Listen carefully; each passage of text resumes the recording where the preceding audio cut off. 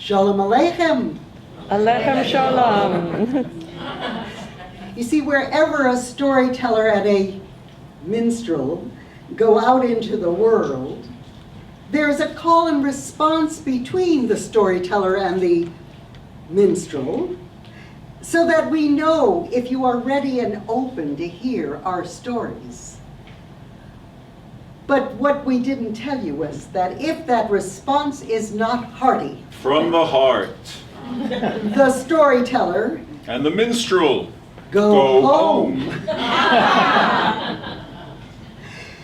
And we are going to stay. All right.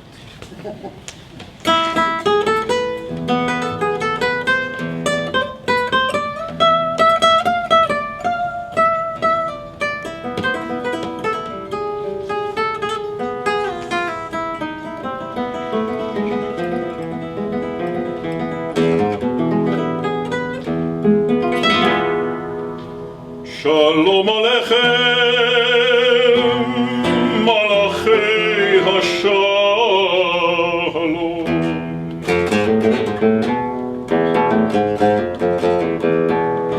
Malachei Elyon, Malachei Rachamim, Vihim Melech, Malachei HaMlachim HaKadosh.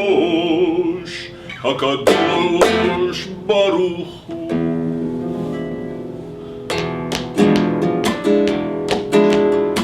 Cuando el rey Nimrod al campo salía, miraba en el cielo y en la estrellería, y la luz santa en la judería que había de nacer.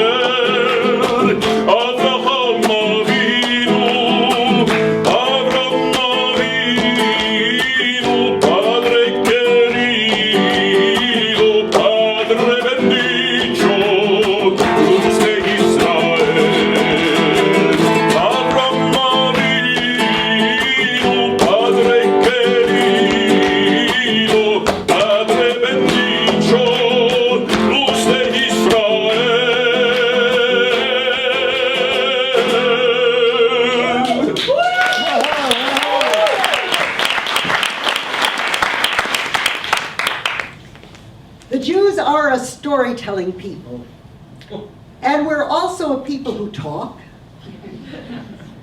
and we are a people who remember. As Roger Shank once said, talking is remembering.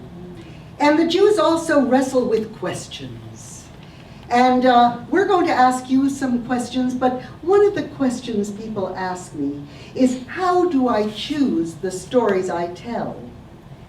And you know, when you ask a Jew a question, the Jew answers with a question. Ah, here too, eh? But I have another theory. If you ask a storyteller a question, the storyteller answers with a story. Oh, there's always one of those. Always a troublemaker. A Helmite. And you'll hear about Helm later. So when people ask me, how do I choose the stories I tell, I answer with a story. The Dubner Maggid was walking with his student. And a Maggid is a traveling storytelling rabbi who teaches Judaism through stories. And the Maggid of Dubno lived in the 1700s, Rabbi Jacob Kranz, and he was especially beloved for his parables, Masholim.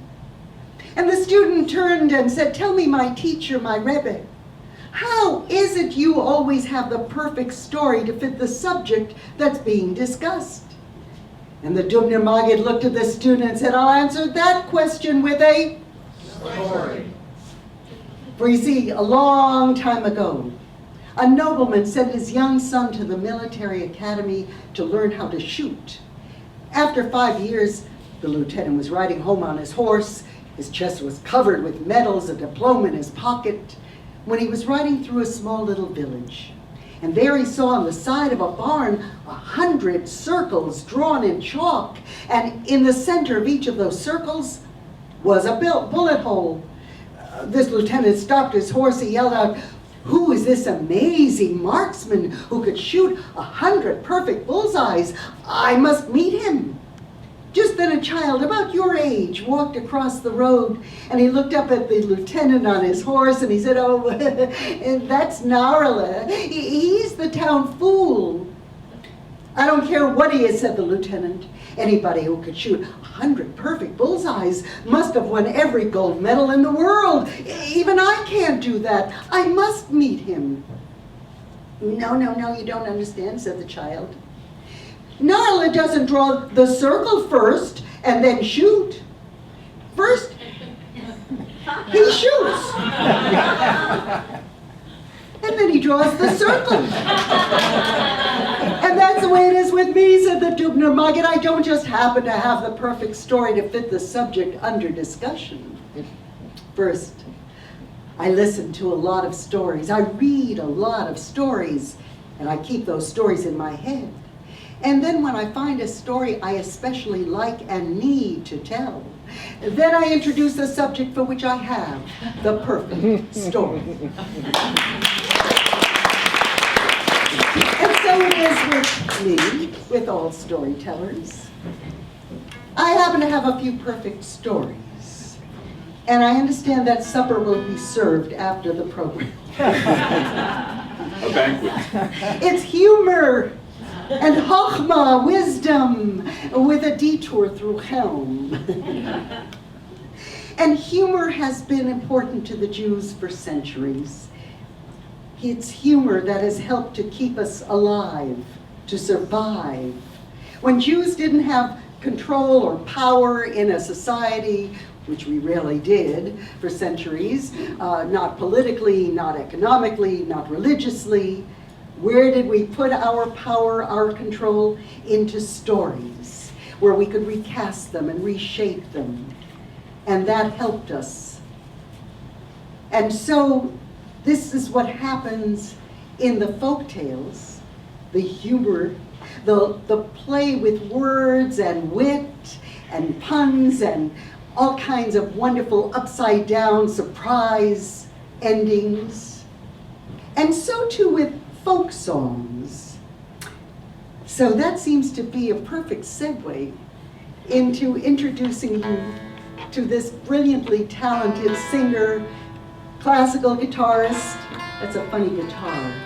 A saz. This is a Persian lute, and it has drone strings and one melody string. And it's really perfect for some of these Middle Eastern tunes in Hebrew and Ladino, which you will hear intertwined with Peninnah's wonderful stories. And so this is my dear friend and my wonderful minstrel partner, Gerard Edery. And you'll have a chance to ask us questions, I promise. And so our stories come from everywhere, because Jews have traveled everywhere. We've lived in every corner of the world. And so we have listened to other people's stories sitting in a coffee house or the marketplace. We've been portable for years. And we also have given over our stories to other people's. And you know, when a story touches your heart, what happens? We take the story, we transform it into one of our own. And so the Jewish oral tradition and the written tradition is vast. And so too with the folk songs as well. And this story I found in the Israel Folktale archives in about 36 variants. It's one of the most popular stories loved by the Jews of Eastern Europe, the Ashkenazim, and the Jews of the Middle East, the Sephardim, and other peoples of the Middle East. It is a story that many of you storytellers, and I know you're out there, will recognize in universal folk tales. However, the ending of this story comes from a Jewish source, the Midrash Tanchuma, And it has become embroidered with questions and riddles, and of course, the story has then gone out into the world in other variants as well. It is what we call the quintessential Jewish love story.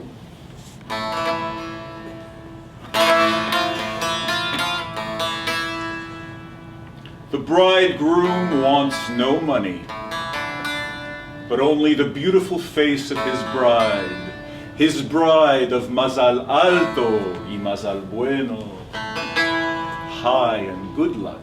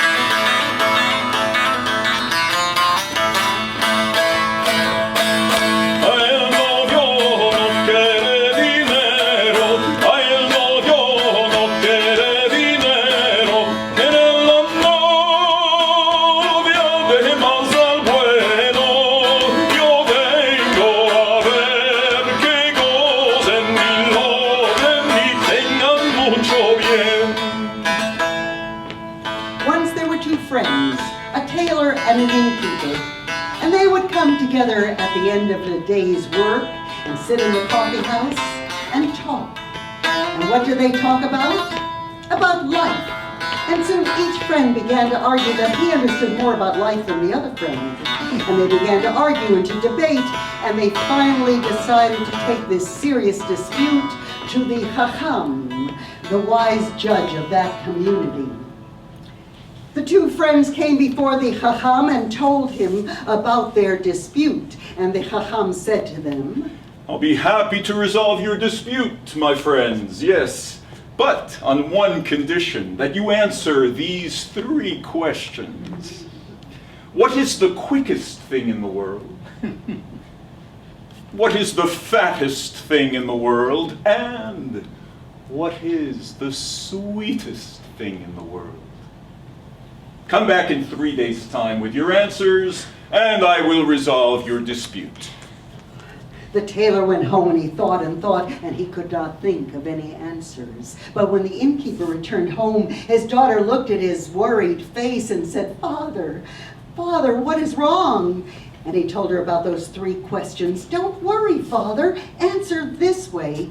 The quickest thing in the world is thought. The fattest thing in the world is the earth, and the dearest thing in the world is sleep. You seem to understand that. 3 days passed, the 2 friends came before the Hokhma. The tailor couldn't give any answers, but when the innkeeper gave his answers, the Hokhma said, I like those answers. Who gave them to you? My daughter. Your daughter? I'd like to meet her. She's a very wise young woman. I'm sure she is. Tell her to come and see me in 3 days' time. But she must come neither dressed nor undressed. She must come neither hungry nor fed. She must come neither walking nor riding, and she must come bearing a gift that is not a gift. Go and have her come. Oh, this time the innkeeper was more perplexed than before. Father, what's wrong? And he told her what she would have to do in 3 days' time. Don't worry, Father. Go to the marketplace and buy me a fisherman's net, a couple of pistachio nuts, a goat, and a pair of pigeons. Not understanding what she wanted with those objects, but knowing his daughter to be very wise, the innkeeper went to the marketplace, bought everything his daughter had requested, And 3 days passed, and she began her preparations. She got undressed and wrapped herself in the fisherman's net, so she was neither dressed nor undressed like today's fashions. She had not eaten all morning, and so she took 2 pistachio nuts in one hand. She took the pair of pigeons in the other hand. She leaned against the goat with one leg dragging along the ground, so she was neither riding nor walking. And when she approached the Chacham's house, he came out to greet her. She ate those 2 pistachio nuts, so she was neither hungry nor fed. And when she reached out her hand to give him the gift of the pigeons, she was about to let them go, but she released them instead into his hand, but out into the air, and so she brought a gift. That was not a gift. I like you very much. I want to make you my wife. But on one condition, that you never interfere with my business judgments. Is that all right? Would you have accepted that condition? No. Maybe. She did accept that condition on one condition. You see, that's woman's Hokhma, woman's wisdom. And she said, I will accept your condition on one condition, that should I do something to create some upset, that you would get angry at me and send me back to my father's house, permit me to take the most precious thing I see in your house before I leave. Very well, very well. And so they were wed.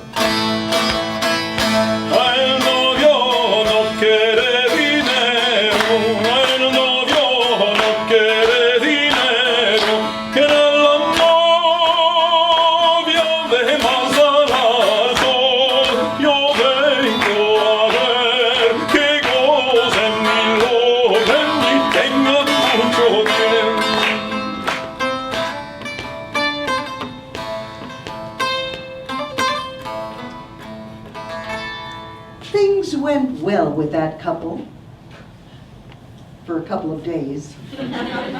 One day, the young wife was leaning out the window and she saw a man crying. "Oh, sir, what causes you to weep so bitterly?"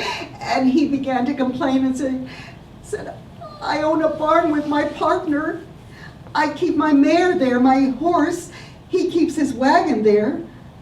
Well, last night my mare gave birth to a pony under his wagon, and he says the pony belongs to him. We began to argue, to fight, so we took the case to the Chacham, and the Chacham sided with my partner. It's not fair, it's not just." "Do as I suggest," said the young wife. "Get a fishing rod and pretend you're fishing in the well. My husband will pass by shortly and ask, 'What are you doing?' So tell him you're fishing in the well. He will say, 'It is impossible to catch fish in a well.' So tell him, so it is impossible for a wagon to give birth to a pony." And when the Chacham heard that answer, he understood who had given him that answer. And red with rage, he ran through the house until he found his wife and said, You've broken your promise. You've interfered with my business judgments. Now, go back to your father. "Husband, have dinner with me one last time, as we began our marriage with a feast. So we should end our marriage with a feast." Oh, very well. And at the dinner, she poured him wine, more and more wine, until he was drunk and he fell asleep. She signaled to the servants to pick him up, put him in the carriage, and so they returned to her father's home. In the morning when he woke up, he said, Where am I? What is the meaning of this? "Husband, you yourself told me to take the most precious thing I see in your house before I leave. And when I looked around, I found nothing more precious than you. And so I took you home with me." Well, the Chacham had a sense of humor too. And he realized how much he loved his wife. and how much she loved him. And so they were reconciled and they lived happily ever after.